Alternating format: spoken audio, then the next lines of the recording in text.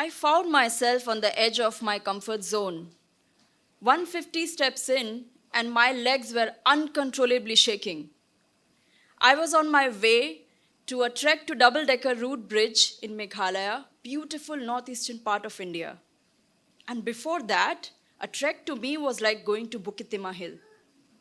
So that was it. Imagine my plight. I have to descend down 3,500 steps with no railings and then cross ropeway bridges and rocky slippery paths. And I was thinking, meh, because I have to climb down, it might be the easiest part of trek. But definitely no. 150 steps and I'm clutching a random stick and holding on to like my life depends on it and constantly shaking my head, no, this is a mistake. I need to go back up as fast as I can. And there were many passers-by going. There was one kind gentleman who looked at me, took pity on me probably, and told me that there is a water stop just 50 steps down. Why don't you go there, have some drink, feel a bit better?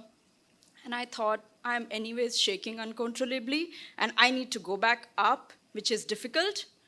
So why not go 50 steps down and see how I can relax a bit before I start my ascent again?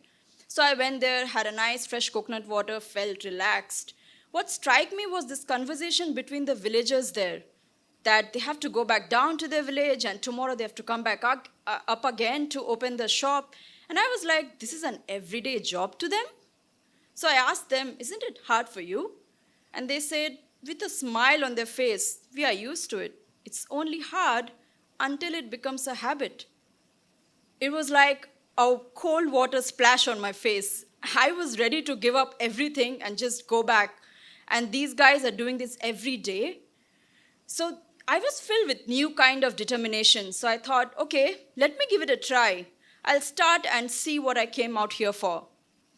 So baby steps at a time. The trek never got any easier because 3,500 steps still there. And I went down with shorter breaks, crossed the ropeway bridges, and there it was, the double-decker route bridge. What a marvelous creature of nature. Living roots intertwined, forming this massive, magnificent structure, holding so many travelers at a point of time. I felt like this is an epitome of strength, and I was marveling in it, smiling to myself that I was going to give this up. And then I overheard some travelers talking about a Rainbow Falls just an hour from there. And I was thinking, another trek? Sorry, no, I'll go back. But then again, with the new determination that I had, I was thinking, when will I get a chance again like this to do it? Probably never. With my mindset, definitely never. So I started walking towards the Rainbow Falls, one step at a time, not thinking about how long it is, what's the path, but just to see it. And there it was, beautiful waterfall, like strong water rush flowing down and creating this mist, catching sunlight, pure, vibrant rainbow emerging. It was like Mother Nature is telling me, hey, because you didn't give up, this is your reward. And I was standing there drenched in that mist and just thinking to myself, how many times we are actually ready to give up when things get tough? At least for me, every other time.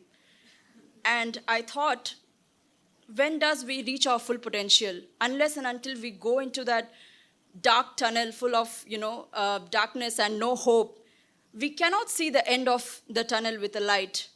Until we go through the chaos, we cannot come out and understand that this is our full potential. And this revelation brought a shift in me.